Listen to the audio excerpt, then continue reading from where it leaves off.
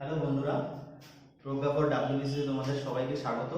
আজকে আমরা আধুনিক ভারতের ইতিহাসে যে টপিকটা নিয়ে আলোচনা করব সেটা হচ্ছে 19 ও 20 শতকে ভারতের আদিবাসী বিদ্রোহ সম্বন্ধে। সেই সঙ্গে আমরা এই আদিবাসী বিদ্রোহ যখন আমাদের পড়ানো হয়ে যাবে তারপর আমরা সাঁওতাল বিদ্রোহের উপরে আলোচনা করব। আমরা প্রথমেই ভারতবর্ষের যে বিস্তীর্ণ অঞ্চল জুড়ে আদিবাসীদের বসবাস ছিল দীর্ঘদিন ধরে, সেই আদিবাসীরা ব্রিটিশ সাম্রাজ্য যখন প্রসার লাভ করে তারপরে তারা এক এক করে 1920 শতকে তারা বিদ্রোহ শুরু করলো। এবার সেই আদিবাসীরা কেন বিদ্রোহ শুরু করলো, সেই বিদ্রোহের পশ্চাতে কি ছিল, আমরা এখানে কতগুলো বিদ্রোহ সম্পর্কে আলোচনা করব। তার আগে আমরা বলে নেওয়া ভালো যে এই আদিবাসীরা ভারতবর্ষের বিভিন্ন মালভূমি এবং জঙ্গলাকীর্ণ অঞ্চল জুড়ে আদিবাসীদের বসবাস ছিল। যেমন ধরো, ভারতের ছোটনাগপুর এবং তৎসংলগ্ন অঞ্চলে বসবাস করত অনেক আদিবাসী। তাদের মধ্যে ছিল ভীল, কোল, মুন্ডা, ওরাও, হো। এটা ছিল হচ্ছে পুরো ভারতে। আবার তোমরা যদি পশ্চিম ভারত দেখো, যে সমাদ্রি পশ্চিমঘাট পর্বতমালায়, সেখানে অনেক আদিবাসী ছিল। আবার দক্ষিণ ভারতে মাদ্রাজ, তার সেই সময় অনেক অনেক আদিবাসীরা ছিল। এই উপজাতিরা তাদের মূলত পেশা ছিল দুটো। একটা ছিল হচ্ছে কৃষিকাজ করা, আরেকটা ছিল হচ্ছে তারা অরণ্যের উপরে কিন্তু তারা নির্ভরশীল ছিল। অরণ্যের উপরে ধরো এই অরণ্য থেকে বিভিন্ন রকম জ্বালানি, তারপর হচ্ছে মধু, কাঠ, তারপর হচ্ছে বিভিন্ন রকম ফল মূল তারা কিন্তু সে অরণ্য থেকে সংগ্রহ করত। এটাই ছিল তাদের বেঁচে থাকার মূল দুটো জিনিস। এখন ব্রিটিশরা যখন ভারতবর্ষে তাদের সাম্রাজ্য এক্সপেনশন করতে থাকে, তখন তারা তাদের দৃষ্টি গিয়ে পড়ে সেই অরণ্যের উপরে। এখন স্বভাবতই প্রশ্ন উঠবে যে তারা অরণ্য, এই যে বিস্তীর্ণ অরণ্যগুলো, সেগুলো দখল করার বা সেগুলোকে তাদের নিজস্ব সাহিত্যাধীনে নেওয়ার প্রয়োজন পড়লো কেন? অরণ্য আইন সেখানে ব্রিটিশদের চালু করার দরকারই পড়লো কেন? যে অরণ্যগুলোর উপর দীর্ঘদিন ধরে বিভিন্ন রকম আদিবাসীদের পুরুষানুক্রমে অধিকার ছিল, সেই অরণ্যগুলোকে কেন তাদের থেকে ব্রিটিশরা কেড়ে নিল? তার প্রথম কারণ হচ্ছে ব্রিটিশরা যে দিল, সেটা হচ্ছে ব্রিটিশরা যে আইনটা আনতো সেটা হচ্ছে অরণ্য আইন। সেই অরণ্য আইনটা দেখো 1955 সালে একটা অরণ্য সনদ চালু হয়। তারপরে 1864 সালে একটা বন বিভাগ গঠিত করে ব্রিটিশরা। কার নেতৃত্বে গঠিত করে? ডায়াট্রিক ব্রান্ডিস। তোমরা বিষয় খেয়াল রাখবে, কার নেতৃত্বে গঠন করে? ডায়াট্রিক্স ব্রান্ডিসের নেতৃত্বে, ইন্সপেক্টর জেনারেল ডায়াট্রিক্স ব্রান্ডিসের নেতৃত্বে কিন্তু প্রথম বন বিভাগ গঠিত হয়। এবং তার নেতৃত্বে 1865 সালে ভারতে প্রথম অরণ্য আইন চালু করে। এই অরণ্য আইন চালু করার মূল উদ্দেশ্য হচ্ছে যাতে ব্রিটিশরা এই অরণ্যের যে সম্পদগুলো তারা যাতে নিজেরা নিজেদের স্বার্থে ব্যবহার করতে পারে। প্রথম কারণ কেন, তাদের উদ্দেশ্য ছিল কি? তারপরে তোমরা দেখতে পারো যে 1878 সালে দ্বিতীয় অরণ্য আইন চালু হয়। 1911-24 সালে ব্রিটিশরা ক্রিমিনাল ট্রাইবস অ্যাক্ট সেগুলো আস্তে আস্তে লাগু করতে। ক্রিমিনাল ট্রাইবস অ্যাক্ট কি? তারা নির্ধারণ করে যে অরণ্যে প্রবেশের উপরে তারা নানা রকম প্রতিবন্ধকতা আরোপ করতে আরম্ভ করে।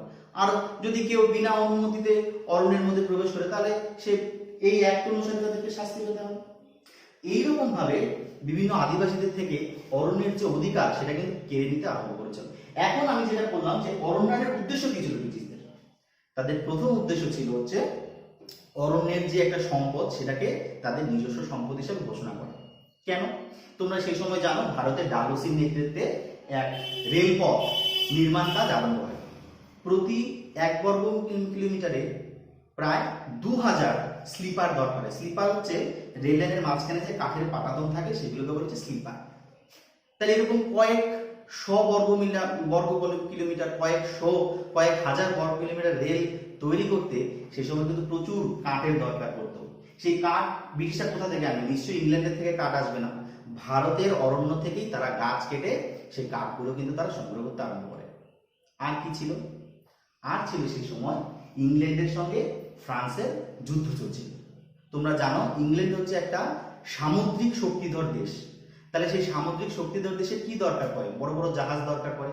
সেই জাহাজের পাটাতন কিংবা জাহাজ নির্মাণ করার যে কাঠ দরকার পড়ে, তারা কিন্তু সেই কাঠ ভারতীয় মহাদেশ থেকে সেই কাঠ তারা নিতে আরম্ভ করে। এই সমস্ত কারণের জন্য ব্রিটিশরা যখন ভারতবর্ষে সাম্রাজ্য বিস্তার করে, তারপরে আস্তে আস্তে তারা এই ভারতের যে বিস্তীর্ণ জঙ্গলাকীর্ণ অরণ্য, সেই অরণ্যগুলোর উপরে নজর দিতে আরম্ভ করে এবং নানা রকম আইনের মাধ্যমে তারা আদিবাসীদের থেকে অরণ্যগুলোকে নিতে আরম্ভ করে এবং সেই অরণ্যগুলোকে আবার কয়েকটা শ্রেণীতে ভাগ করেছে। কিছু অরণ্য ছিল সংরক্ষিত অরণ্য, সেখানে কারো প্রবেশ নিষেধ, পুরো জায়গাটাকে তারা ঘিরে রাখতো যাতে কোনো আদিবাসী সেখানে না ঢুকতে পারে। এরকম ভাবে অরণ্যকে শ্রেণী বিভাগ করে তারা কিন্তু অরণ্যগুলোকে নিজস্ব নিয়ন্ত্রণে নিতে আরম্ভ করে। এটা ছিল আদিবাসী বিদ্রোহের একটা প্রথম কারণ। কারণ যে আদিবাসীরা অরণ্যের উপরে নির্ভরশীল ছিল, সেই অরণ্যকে তারা নিজেরা পরিষ্কার পরিচ্ছন্ন করে, পাথুরে জমিকে পরিষ্কার পরিচ্ছন্ন করে তারা যেখানে ফসল ফলাতে আরম্ভ করেছে, সেই অরণ্যই যদি তাদের কাছ থেকে কেড়ে নেওয়া হয়, স্বভাবতই সে আদিবাসীদের মনে ক্ষোভ তো জন্মাবেই। আর এই আদিবাসীদের মনে আস্তে আস্তে এইভাবে ক্ষোভ শুরু হতে আরম্ভ করে। পরের পয়েন্টটা দেখো, আদিবাসী অঞ্চলগুলিতে ব্রিটিশ সাম্রাজ্যের আগ্রাসন, যেটা আমি এইমাত্র বললাম, আদিবাসী অঞ্চলগুলোতে এই ব্রিটিশদের সাম্রাজ্যের প্রসারণের ফলে কিন্তু তারা ব্রিটিশরা তাদের অধিকার থেকে বঞ্চিত করতে আরম্ভ করে, যার জন্য তাদের মনে ক্ষোভ জন্মাতে আরম্ভ করে। 3 নম্বর পয়েন্ট হচ্ছে বহিরাগত মহাজন, ব্যবসায়ী, ঠিকাদার প্রভুদের শোষণ।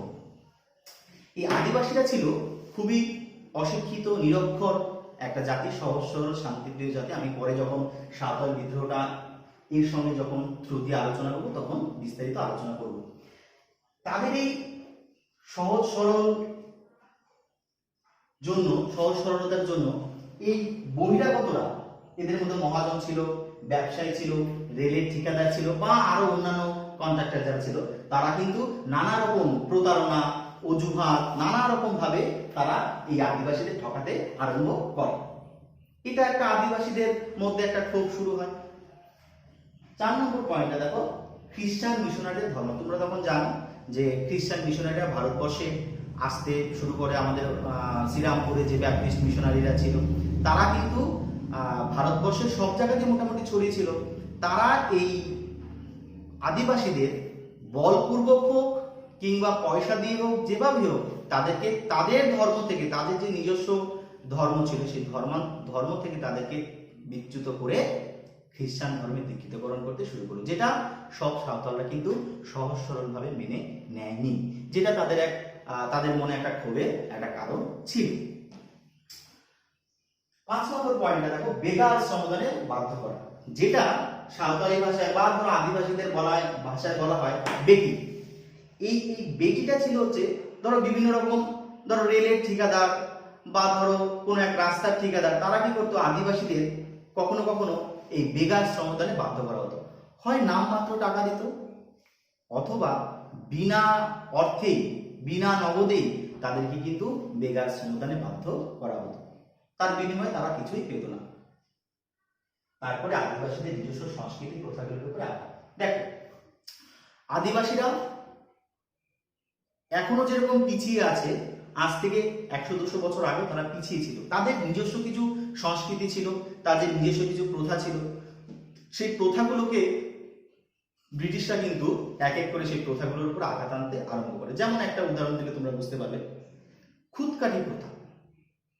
এটা ছিল আদিবাসীদের একটা শ্রেণীর যৌথ মালিকানা চাষ, মানে একটা গ্রামে একটা বড় জায়গায় চাষ করতো। তো ব্রিটিশরা যখন তারা সাম্রাজ্য বিস্তার করলো, তখন খুদকাঠি প্রথায় তো ব্রিটিশদের স্বভাবতই তাদের রাজস্ব বৃদ্ধি সেরকম হবে না। তখন তারা কি করলো, এই যৌথ মালিকানা প্রথাটাকে তারা ভেঙে দিল। তাহলে কি হলো, তাদের যে একটা পুরনো প্রথা, সেই প্রথাটাকে আঘাত করলো। তারপর আদিবাসীদের অনেক নিজস্ব কিছু প্রথা ছিল, যেমন কন্যা সন্তান তারা হলে তারা মেরে দিত, কিংবা হিউম্যান স্যাক্রিফাইস মানে নরবলি দিত। এগুলো আদিবাসীদের নিজস্ব কালচার ছিল। সেই কালচারগুলোর উপরে কিন্তু এই ব্রিটিশরা আঘাত আনতে আরম্ভ করে, সেই কালচারগুলো বন্ধ করে দিতে বাধ্য করে।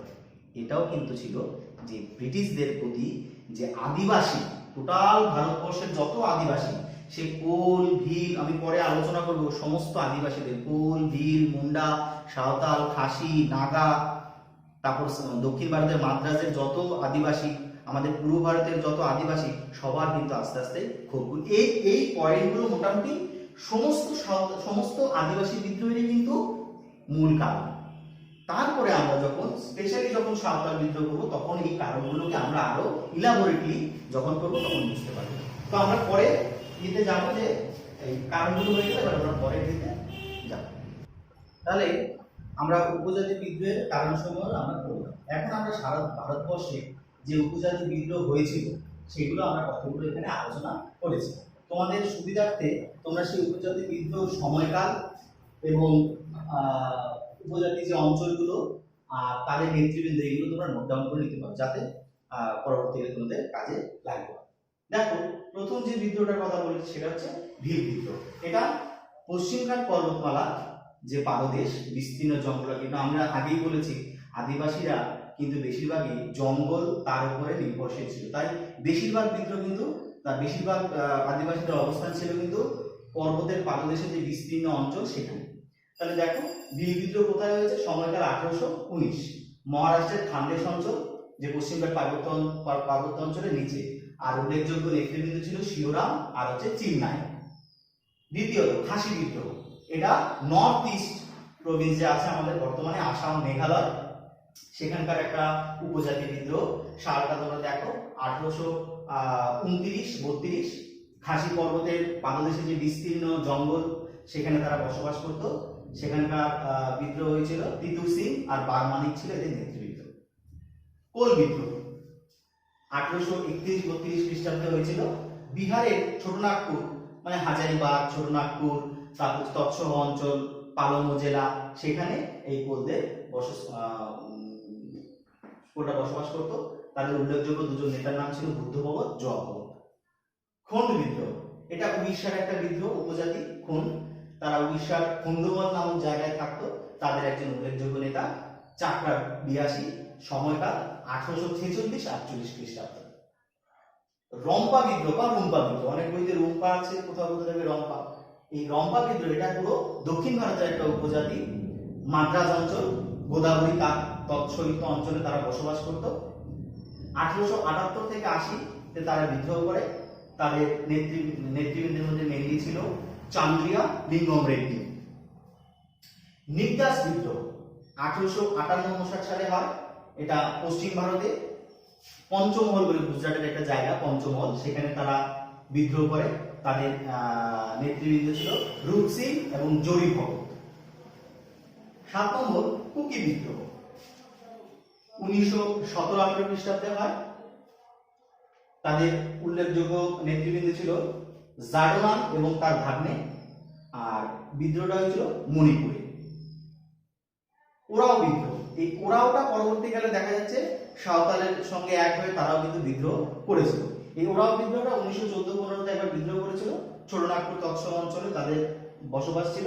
তাদের উল্লেখযোগ্য নেতা ছিল যাত্রাপদ।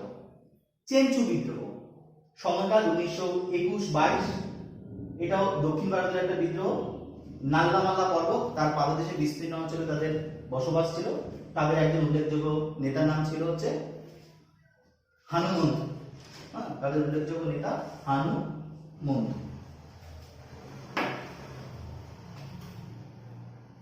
হানুমন্ত। 10 নম্বর মুন্ডা বিদ্রোহ। মুন্ডা বিদ্রোহ দেখতে পাচ্ছ 1899 থেকে 1900 সালের মধ্যে হয়েছিল। রাঁচির দক্ষিণাঞ্চল, ওই ছোটনাগপুর মালভূমি অঞ্চলে তাদের বসবাস ছিল। তাদের একটা উল্লেখযোগ্য নেতা নাম ছিল বিরসা মুন্ডা। তোমরা জানো এটা আমাদের জঙ্গলমহল কিংবা তার জঙ্গলমহলের অঞ্চল দিয়ে এই বিদ্রোহটা হয়েছিল। বিরসা মুন্ডা ছিল তাদের নেতা। 11 নম্বর চাকমা বিদ্রোহ, এটা অধুনা বাংলাদেশের যে চট্টগ্রামের পাহাড়ি অঞ্চল, সেখানে এই আদিবাসীরা বসবাস করত। রাজা শৈর সিং এবং তার সেনাপতি রামু খা গারো এরা এই বিদ্রোহটা করেছিল। এবার আমরা আরো যে কিছু কতগুলো আদিবাসী বিদ্রোহ আছে সেগুলো আমরা আলোচনা করব। তাহলে আরেকটি উপজাতি বিদ্রোহ তোমাদের এখানে উল্লেখ না করলে হচ্ছেই না, সেটা হচ্ছে চুয়ালি বিদ্রোহ। এই চুয়ালি বিদ্রোহ দুটো পর্বে হয়েছিল। একটা হচ্ছে 1768 থেকে 69 খ্রিস্টাব্দ পর্যন্ত, আর 1898 থেকে 99 খ্রিস্টাব্দ পর্যন্ত। অঞ্চলটা ছিল হচ্ছে মেদিনীপুর, বাঁকুড়া। মেদিনীপুরের টোটাল যে জঙ্গলমহল অঞ্চলটা, সেই অঞ্চলটা জুড়ে এই চুয়ার বিদ্রোহ সংঘটিত হয়েছিল। তাদের নেতৃবৃন্দ ছিল হচ্ছে জগন্নাথ সিং, রানী শিরোমণি এবং দুর্জন সিং। এই রানী শিরোমণিকে কিন্তু আবার পরীক্ষায় প্রায়শই আসে, দেখা যায় যে মেদিনীপুরের লক্ষ্মীবাঈ নামে পরিচিত কে, সেখানে কিন্তু তোমাদের এই রানী শিরোমণি উত্তরটা হবে, রানী শিরোমণি নাম উল্লেখ করতে হবে। এই চুয়ার বিদ্রোহের ক্ষেত্রে একটা প্রসঙ্গ যদি বলে নেওয়া ভালো, এই চুয়ার বিদ্রোহকে আমরা কিন্তু পাইক বিদ্রোহ বলা হয়। এই পাইক কারা, মানে মুঘল আমল থেকে এই চুয়াররা দেহরক্ষীর কাজ করতো, দেহরক্ষীর কাজ করতো, এবং তার বিনিময়ে পরবর্তীকালে তারা যখন দেহরক্ষীর কাজ করে তার বিনিময়ে তারা কিছু জমি ভোগ দখল করতো। এভাবেই তাদের বংশ পরম্পরায় চলে আসে। কিন্তু ব্রিটিশ সাম্রাজ্য, ব্রিটিশ আইন লাগু হওয়ার পরে এই দেহরক্ষী যে ব্যবস্থা সেটা আস্তে আস্তে উঠে যেতে আরম্ভ করে। কিন্তু তখন তাদের পেশা বা জীবিকায় যখন তাদের টান পড়ে তখন কিন্তু তারা বিদ্রোহ আরম্ভ করে। এবার আমরা পরবর্তীতে যে টপিকে যাব সেটা হচ্ছে ভারতবর্ষের অন্যতম একটা আদিবাসী বিদ্রোহ, সেটা হচ্ছে সাঁওতাল বিদ্রোহ। সাঁওতাল বিদ্রোহকে বিশেষ করে উল্লেখ করার প্রয়োজন এই কারণে যে সাঁওতাল বিদ্রোহই ভারতবর্ষের প্রথম গণসংগ্রাম বললে ভুল হবে না, যেটা ব্রিটিশ প্রশাসনের ভিত কাঁপিয়ে দিয়েছিল। ব্রিটিশরা কোনোদিন স্বপ্নেও ভাবতে পারেনি যে সহজ সরল শান্তিপ্রিয় একটা জাতি এইরকম একটা ভয়ঙ্কর প্রতিরোধ গড়ে তুলবে, সেটা কিন্তু ব্রিটিশরা কোনোদিনই ভাবেনি। এমনকি এই সাঁওতালদের দমন করতে গিয়ে ব্রিটিশদের রাজ কোষাগারে পর্যন্ত টান পড়েছিল। ব্রিটিশরা মুর্শিদাবাদের নবাব কিংবা তাদের বিভিন্ন রেজিমেন্টকে নিয়ে এসে, পাটনা বা বিভিন্ন জায়গা থেকে রেজিমেন্ট নিয়ে এসে তারা এই সাঁওতালদের বিদ্রোহ দমন করতে বাধ্য হয়েছিল। তাই আমরা এখন এই সাঁওতাল বিদ্রোহ সম্পর্কে একটা ডিটেলসে আলোচনা করব। এবার আমরা সাঁওতালদের আদিবাসী যে বিদ্রোহ, ভারতবর্ষের একটা প্রথম গণসংগ্রামের বিদ্রোহ, সেই বিদ্রোহ সম্পর্কে পড়তে গেলে আমরা সবার আগে করবো সাঁওতালদের পরিচয়। এই যে সাঁওতাল আদিবাসীরা, তারা কারা ছিল? প্রধানত আমরা জানি ছোটনাগপুর, তার আশেপাশে যে এলাকা মানভূম, সিংহভূম, হাজারিবাগ, পালমো প্রভৃতি জেলায় সাঁওতালদের বসবাস, তাদের আদি বাসভূমি ছিল। এই সাঁওতালরা ছিল একটা অত্যন্ত কঠোর পরিশ্রমী জাতি, সহজ সরল অনাড়ম্বর জীবনযাপনে তারা অভ্যস্ত ছিল। মেদিনীপুরের উত্তর পশ্চিমে সাউন্ড বলে একটা জায়গা আছে, এই অনেক অনেক এটা নিয়ে বিতর্ক আছে, তবুও অনেক ঐতিহাসিকরা বলে সাউন্ড নামক জায়গা থেকে এই সাঁওতালদের কথাটির উৎপত্তি হয়েছে। এই সাঁওতাল আবার কতগুলো উপজাতিতে বিভক্ত আছে, যেমন তোমরা এখনো সেই উপজাতিগুলো দেখবে, প্রায় 11-12টা উপজাতিতে সাঁওতালরা বিভক্ত। তাদের মধ্যে যেমন হেমব্রম, সোরেন, তারপর হচ্ছে হাঁসদা, কিস্কু। সাঁওতালরা আবার টোটেম টোটেম প্রচলিত বিশ্বাস, তাতে বিশ্বাস করত। টোটেম যে একটা প্রচলিত বিশ্বাস, তাতে বলা হয় যে সাঁওতালরা মনে করে তাদের পূর্বপুরুষ কোনো এক গাছপালা হোক বা কোনো পশু, তাদের থেকে তাদের উৎপত্তি হয়েছে। তার জন্য যেমন সোরেন, সোরেন যে উপজাতিটা, তারা আবার সোরেন মানে হচ্ছে হরিণ, তারা হরিণের মাংস খায়। হাঁসদা, হাঁসদা হচ্ছে হাঁস, মানে তারা মনে করে তাদের পূর্বপুরুষ হাঁসের থেকে উৎপত্তি হয়েছে। এগুলো যদিও তাদের বিশ্বাস, তবু তারা এই কতগুলো উপজাতি গোষ্ঠীতে বিভক্ত ছিল সাঁওতালরা। এবং তাদের যে সাঁওতাল যে মাঝি, তাদের যে গ্রাম প্রধান, তাদেরকে বলা হয় সাঁওতাল মাঝি। এবং কতগুলো গ্রাম নিয়ে একটা সাঁওতাল পরগনা গঠিত হতো, এবং সেই পরগনা প্রধানকে বলা হতো পরগনাই। হ্যাঁ, এইরকম ভাবে সাঁওতালদের গ্রামগুলো গঠিত হয়েছিল। তো এই সাঁওতালদের আদি বাসস্থান ছিল ছোটনাগপুর এলাকা, আমরা জানি, যেগুলো একটু আগে আমি আলোচনা করেছি। তো আমরা এটাও জানি যে 1793 সালে লর্ড কর্নওয়ালিস যখন চিরস্থায়ী বন্দোবস্ত চালু করে, তখন এই যে সাঁওতালরা যে ছোটনাগপুর অঞ্চলে যে বিস্তীর্ণ জঙ্গলাকীর্ণ জায়গাগুলো, যেগুলো তারা পরিষ্কার করে সেখানে বসবাস করতে আরম্ভ করে, পাথুরে জমিকে উর্বর জমিতে পরিণত করতে আরম্ভ করে বা করেছে, তখন তারা চাষবাস করতে আরম্ভ করেছিল। তখন সেই জমিগুলো জমিদারদের চিরস্থায়ী বন্দোবস্তের ফলে জমিগুলো যখন জমিদারদের অধীনে যায়, তখন সেই জমিদাররা একের পর আস্তে আস্তে সেখানে রাজস্ব বৃদ্ধি করতে আরম্ভ করে। তো রাজস্বের পরিমাণটা এমন বৃদ্ধি পায় যে তারা তাদের এই অঞ্চল ছেড়ে যেতে বাধ্য হয়। তখন তারা সাঁওতালরা কি করে, তারা এই অঞ্চলগুলো আস্তে আস্তে ছাড়তে আরম্ভ করে। ছেড়ে তারা কোথায় চলে যায়? দামিনিকো। দামিনিকো যেটা সাঁওতাল ভাষায় হচ্ছে পাহাড়ের প্রান্তদেশ। এই দামিনী কুয়োটা বর্তমানে হচ্ছে ঝাড়খণ্ডে অবস্থিত। রাজমহল পাহাড় তার নিচে যে বিস্তীর্ণ প্রায় 13,000 বর্গমাইল জুড়ে এই দামিনী কুয়োটা বিস্তৃত। তখন তারা কি করে, সাঁওতালরা তাদের পুরনো জায়গা ছেড়ে দিতে বাধ্য হয়ে তারা দামিনী কুয়োতে বসবাস করতে আরম্ভ করে। এরপরে আমরা এই দামিনী কুয়োতে তারা বসবাস করতে আরম্ভ করে কিভাবে দামিনী কুয়োতে তাদের বসতি গড়ে ওঠে এবং সেখানে তারা যখন অত্যাচারের সম্মুখীন হয় সেটা আমরা এখন বলব।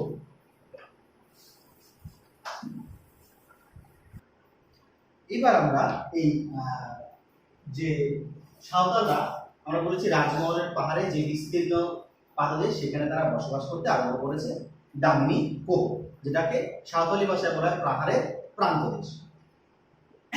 এই দামিনী কুয়োতে সাঁওতালরা যখন বসবাস করতে আরম্ভ করে তখন এই দামিনী কুয়োটা ছিল সরকারের একটা খাস জমি, মানে সরকারের নিজস্ব জমি। তারা যখন তাদের আদি বাসস্থান থেকে সেখানে তারা এসে যখন এই দামিনী কুয়োতে থাকতে আরম্ভ করেছে তখন তাদের মনে একটা বিশ্বাস ছিল যে এখানে অন্তত জমিদারদের ততটা শোষণ থাকবে না, কারণ এটা সরকারি জমি ছিল। কিন্তু সরকার এখানে আস্তে আস্তে এখানেও সরকার তাদের খাজনার পরিমাণ আস্তে আস্তে বৃদ্ধি করতে আরম্ভ করে। এখন এই ব্রিটিশ সরকারের খাস জমিতে প্রধানত এই দামিনী কুয়োতে কিন্তু সাঁওতালরা এখানকার আদি অধিবাসী না। এখানকার আদি অধিবাসী হচ্ছে পাহাড়ি আদিবাসী বলে এক ধরনের আদিবাসী আছে। তারা মূলত রাজমহলের যে পাহাড়, সেই পাহাড়ি অঞ্চলে তারা বসবাস করত।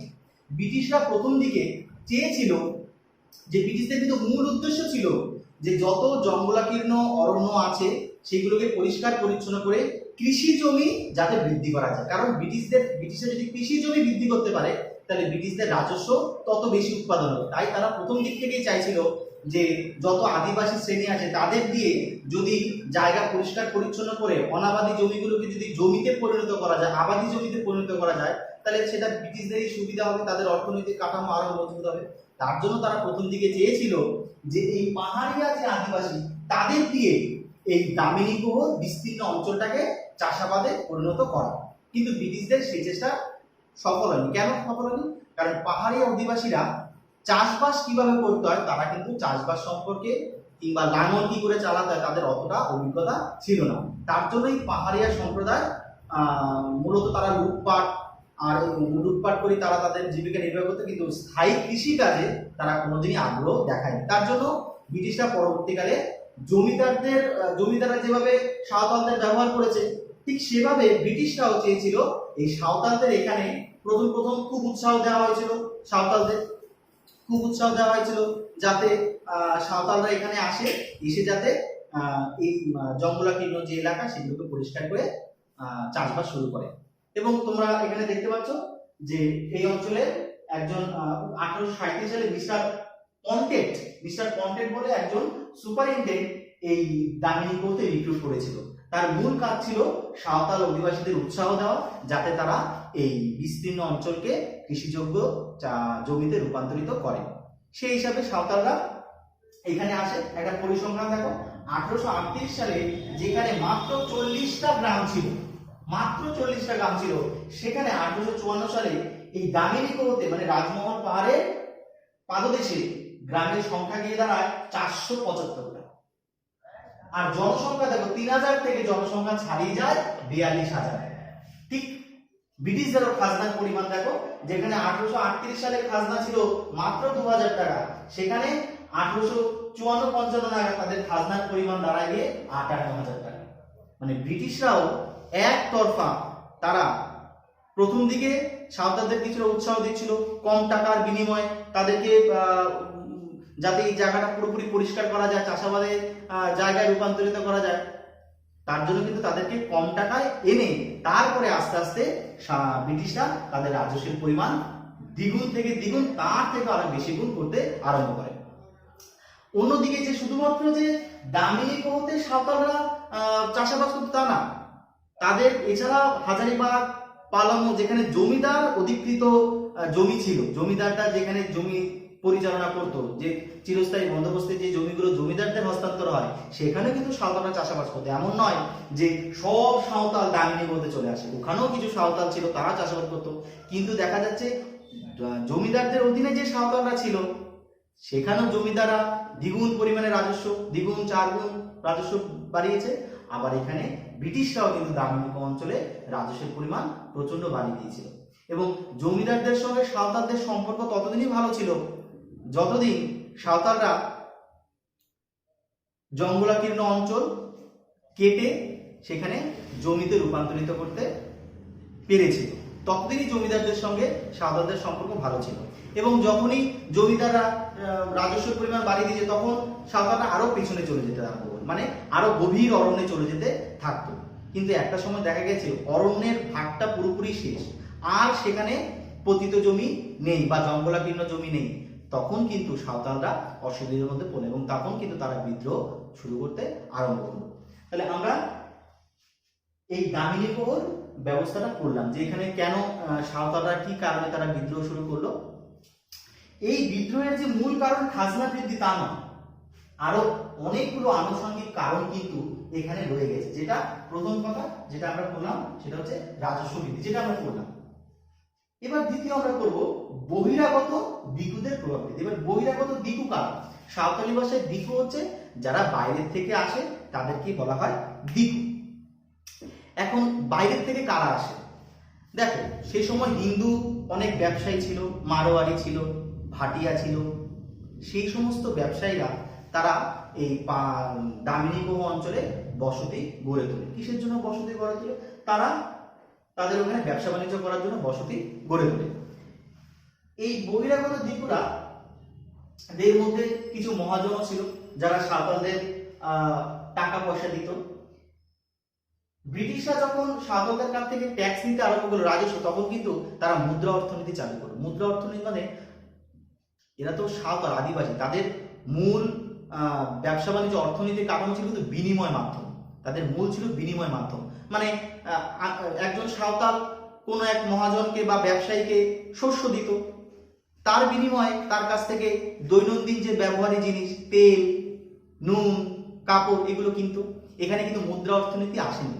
কিন্তু যখন ব্রিটিশরা মুদ্রা অর্থনীতি চালু করে, মানে সাঁওতালদের স্পষ্ট বলে দেওয়া হয় রাজস্ব কিন্তু মুদ্রার মাধ্যমে নেবে, সেখানেই সাঁওতালদের সমস্যা আস্তে আস্তে বৃদ্ধি পেতে আরম্ভ করে। তখন তারা তাদের হাতে অর্থ কোথা থেকে আসবে? স্বভাবতই তারা এই বহিরাগত দিকু, এই বহিরাগত দিক কারা ছিল? এই বহিরাগত দিকু ছিল, এখানে আমরা বলতে পারবো বহিরাগত ছিল হচ্ছে মহাজনরা, যারা ব্যবসা করতে এসেছে। কিসের ব্যবসা? ঋণের ব্যবসা, সুদ দিত এবং সেই সুদের চাহিদা ছিল প্রচুর। 50% হারে সুদ দিত, আবার কখনো কখনো টাকায় 500% হারে সুদ দিত। এই মহাজনরা ছিল খুবই অত্যাচারী মহাজন। সাঁওতালরা যেহেতু নিরক্ষর ছিল, তারা পড়াশোনা সেরকম জানতো না, তাদের চক্রবৃদ্ধি সুদ সেই সবও বুঝতো না। ফলে তাদের হাতে কখনো কখনো টিপসই দিয়ে, কখনো তাদের অল্প কিছু টাকা পয়সা দিয়ে তারা কিন্তু তাদেরকে ঋণের জালে এভাবে আবদ্ধ করে নিত যে সাঁওতালরা তারা সারাটা জীবন যদি তাদের ঋণ শোধ করতো তাও সাঁওতালদের ঋণ শোধ হতো না। এমনও দেখা গেছে যে তারা বংশ পরম্পরায় সেই মহাজনদের কাছ থেকে টোটালি নিজেদের বিক্রি করে দিতে বাধ্য হয়েছে। তারা মহাজনদের কাছে কেনা গোলামে পরিণত হয়েছে। নিজেদের মোষ, বলদ, গরু, হাঁস, মুরগি সব দিয়েও এই মহাজনদের ঋণ কিন্তু তারা শোধ করতে পারত না। যখন সাঁওতালদের বীজ কেনার দরকার পড়তো, নগদ অর্থ দরকার পড়তো, তখন তারা স্বভাবতই মহাজনদের কাছে টাকা ধার নিত। কিন্তু টাকা ধার নিলে হবে কি, সেই টাকা তাদের কোনোদিনই শোধ করার উপায় ছিল না। এইভাবে মহাজনরা কিন্তু সাঁওতালদের সর্বশান্ত করতে আরম্ভ করলো। তারপরে আসলো ব্যবসায়ীরা, এরাও দিকু, এরাও হচ্ছে তোমার সাঁওতালি ভাষায় দিকু। তারা কি করলো, বিভিন্ন রকম দৈনন্দিন যারা সাঁওতালদের কাজে লাগে সেইগুলো নিয়ে সাঁওতালদের সঙ্গে ব্যবসা বাণিজ্য করতে আরম্ভ করে। তোমরা অনেক বইতেই দেখবে পড়বে, এরা এক ধরনের বাটখারা ব্যবহার করতো, কেনারাম বেচারাম বাটখারা।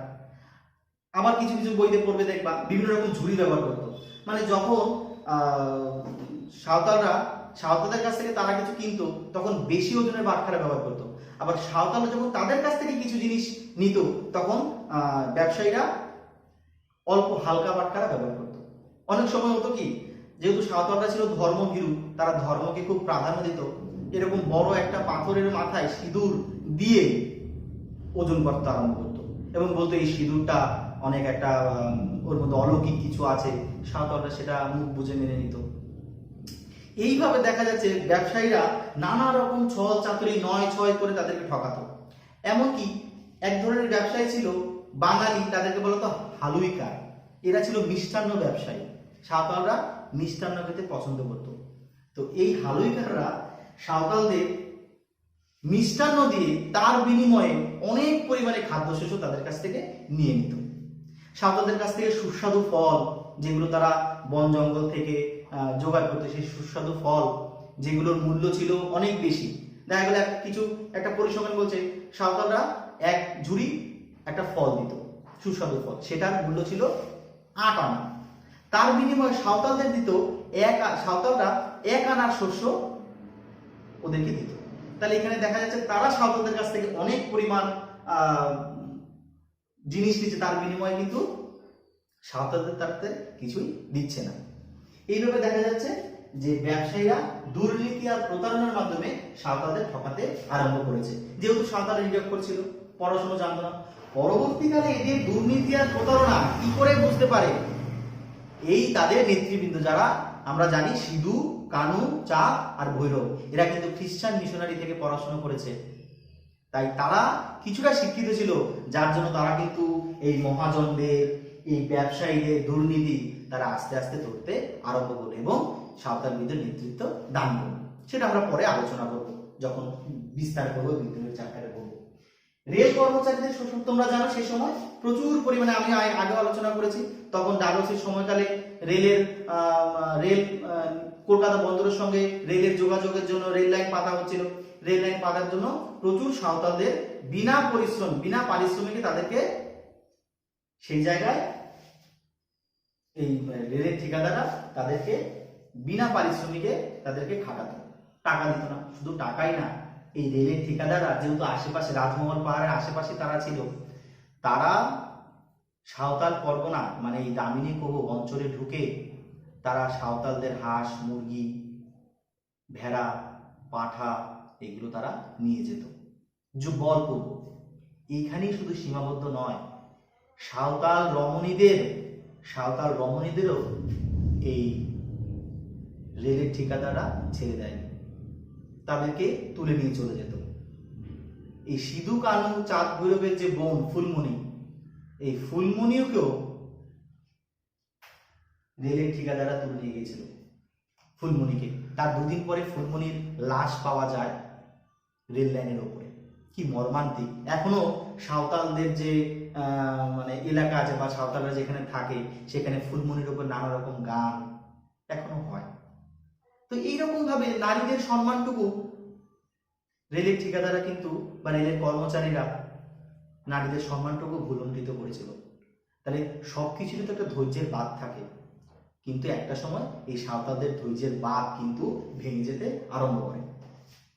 তারপরে দেখো যে ধর্মীয় উন্মাদনাটা হচ্ছে সাঁওতালদের একটা যে বিদ্রোহতে একটা অগ্নিসংযোগ করেছিল বলতে পারো। সাঁওতালরা যে 1855 সালে যে সাঁওতাল বিদ্রোহ হয়, তারও আগে কিন্তু সাঁওতালরা কোথাও কোথাও বিদ্রোহ করেছিল। যেমন বীর সিং, গেচ্চো, এরা কিন্তু সাঁওতালদেরই মাঝি ছিল, তারা কিন্তু বিদ্রোহ করেছিল। কিন্তু সাঁওতালদের এই বিদ্রোহটা পরিপক্কতা লাভ করে এই সিধু কানুদের বিদ্রোহের সময়। সিধু, কানু, চাঁদ, ভৈরব যে 4 ভাই ছিল, সেই ভাইরাই কিন্তু সাঁওতাল বিদ্রোহের প্রকৃত সূচনা করে। এই সিধু, কানু আমি আগেই বলেছি খ্রিস্টান মিশনারি থেকে পড়া 4 ভাই ছিল। তারা ভাগ্যের পরিহাসে মহাজনদের কাছ থেকে কিছু ঋণ নিয়েছিল, কিন্তু যেরকম হয় সেই ঋণের জালে পড়ে এই সিধু, কানুদের সর্বশান্ত হতে হয়েছিল। তখন তারা বুঝতে পেরেছিল যে তাদের যদি প্রকৃত তারা স্বাধীন হতে চায়, তাহলে এই জমিদার, মহাজন এদের কাছ থেকে মুক্তি পাওয়া দরকার। এখানে কিন্তু একটা জিনিস বলে রাখা ভালো, এই সিধু, কানু একটা ধর্মীয় উন্মাদনা সাঁওতাল বিদ্রোহের বিশেষ কাজ করেছিল। কেমন সে ধর্মীয় উন্মাদনা?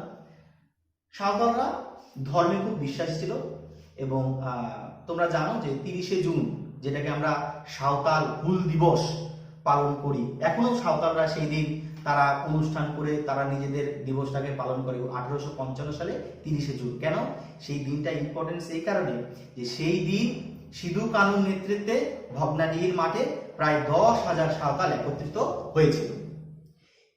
এই যে সিধু কানের নেতৃত্বে এত পরিমাণ, অনেক বইতে আছে 19,000 পর্যন্ত সাঁওতালদের নিয়ে গিয়েছিল সে ভগ্নাডিহির মাঠে।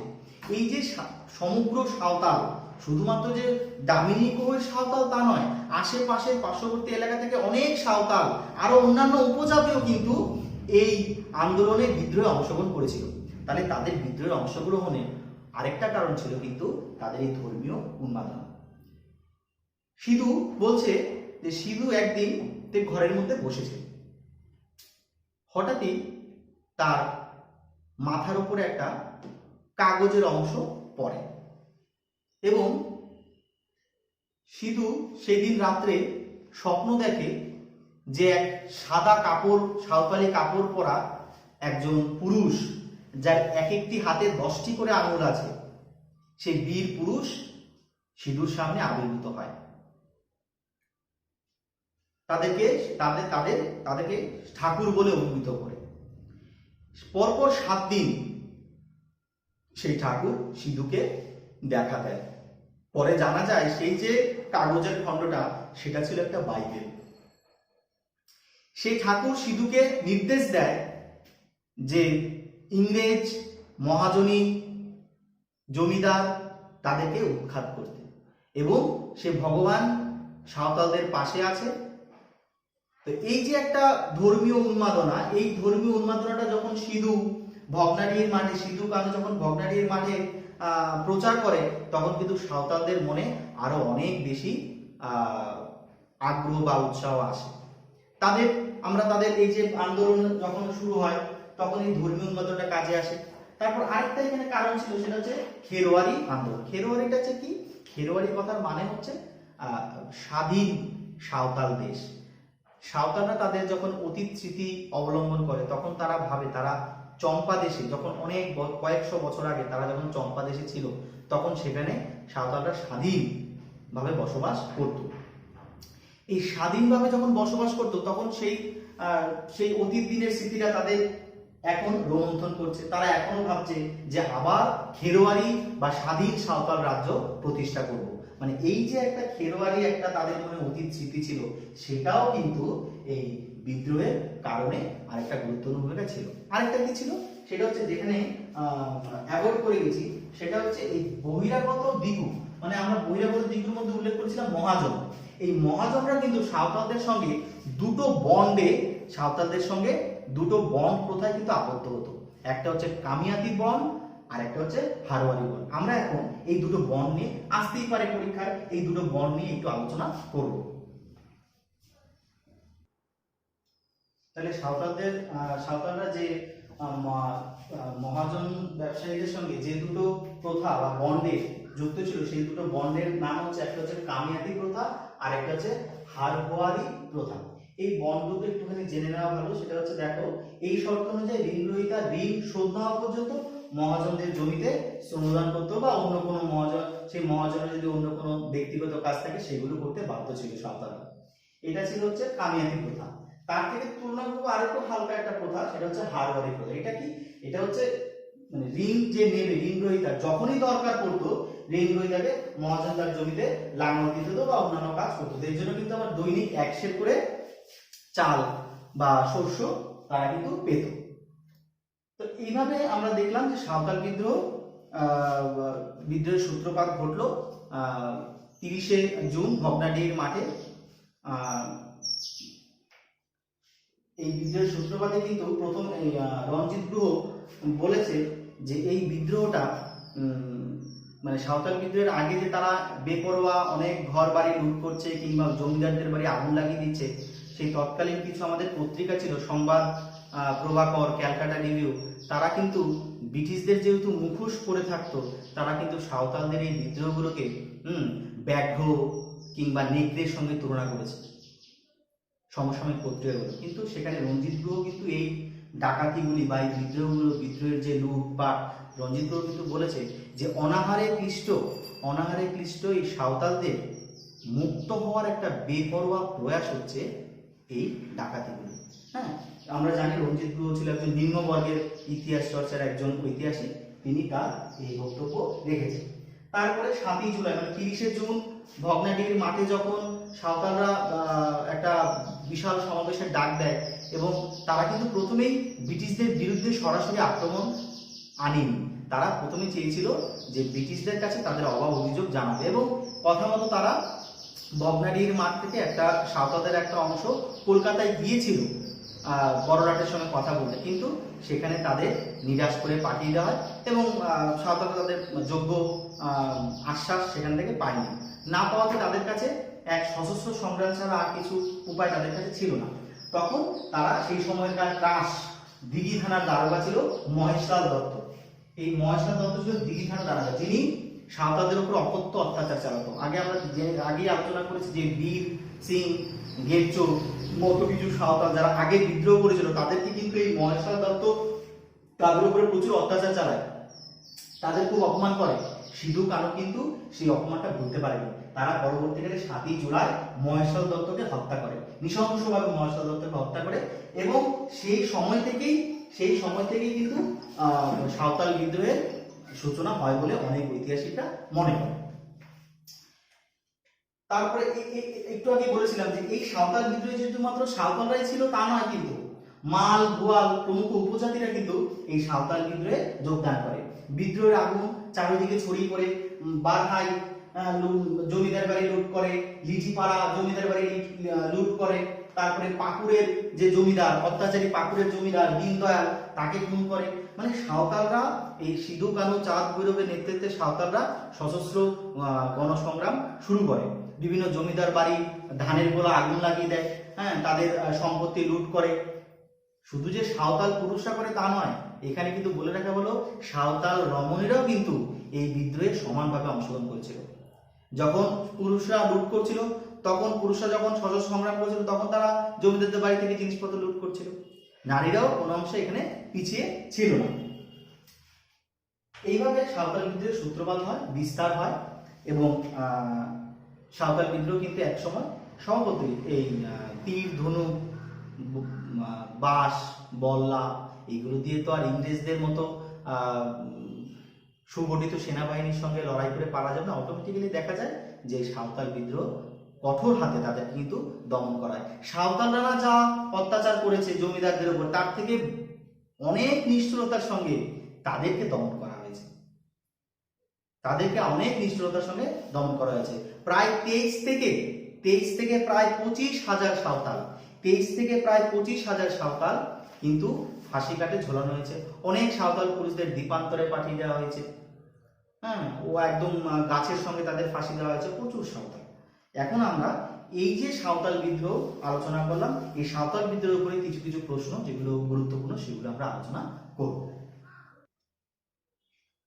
তাহলে সাঁওতাল বিদ্রোহের কিছু প্রশ্ন যেগুলো মোটামুটি বিসিএস এর কিংবা অন্যান্য কম্পিটিটিভ এক্সামে আসতে পারে, সেগুলো আমরা আলোচনা করব। যে সাঁওতাল বিদ্রোহকে স্বাধীনতা সংগ্রামের মর্যাদা দিয়েছে কিন্তু আর.সি. মজুমদার। হ্যাঁ, আমরা জানি রমেশচন্দ্র মজুমদার সাঁওতাল বিদ্রোহ কিন্তু স্বাধীনতা সংগ্রামের মর্যাদা দিয়েছে। তার বক্তব্য ছিল যদি যে 1857 সালে সিপাহী বিদ্রোহকে যদি ভারতের প্রথম স্বাধীনতা সংগ্রাম উল্লেখ করা যায়, তাহলে এই সাঁওতাল বিদ্রোহকেও স্বাধীনতা সংগ্রামের মর্যাদা দেওয়া উচিত বলে আর.সি. মজুমদার মনে করেন। মহাবিদ্রোহের অগ্রদূত বলে উল্লেখ করেছে সুপ্রকাশ রায়। সাঁওতাল সম্প্রদায়ের আদি নাম ছিল কি? খেরওয়াল। আমরা তো আলোচনা করেছি যে খেরওয়াল তাদের একটা স্বপ্নের সাঁওতাল রাজ্য ছিল। সেই সাঁওতাল সম্প্রদায়ের যে আদি নাম সেটা ছিল হচ্ছে খেরওয়াল। 30শে জুন সাঁওতাল দিবস কিন্তু পালন করা। আমরা জানি 30শে জুন 1855 সালে যে ভগ্নাডিহির মাঠে যে বিশাল জমায়েত হয়, সেই দিনটা কিন্তু সাঁওতাল দিবস হিসাবে আজও সাঁওতালরা সেই দিনটাকে পালন করে। তারা অনেক শ্রদ্ধার সঙ্গে সেই দিনটাকে পালন করে। সাঁওতালদের ঐক্যের প্রতীক ছিল শাল গাছের ডাল বা গিরা। আমরা যখন সাঁওতাল বিদ্রোহ আলোচনা করছিলাম, তখন এই সাঁওতালদের তো অনেকগুলো গ্রাম, সেই গ্রামগুলোতে তারা যে ঐক্যের বার্তা বা গ্রামগুলোতে যে বিদ্রোহের সূচনা হচ্ছে সেগুলো তারা সাংকেতিকভাবে পৌঁছানোর জন্য তারা কিন্তু শাল গাছের ডাল ব্যবহার করেছিল। সাঁওতাল বিদ্রোহের সূচনা কিন্তু হয়েছিল 7ই জুলাই, যেদিন দিঘি থানার দারোগা মহেশলাল দত্তের হত্যা। কোন প্রশ্ন আসতে পারে, দিঘি থানার দারোগার নাম কি ছিল? মহেশলাল দত্ত। কার বিশ্বাসঘাতকতায় সিধু ব্রিটিশদের হাতে ধরা পড়েছিল? সে হচ্ছে পিন্ডোরা ভগ্নামাঝি। পুকুরের জমিদারের কি নাম ছিল? দীনদয়াল।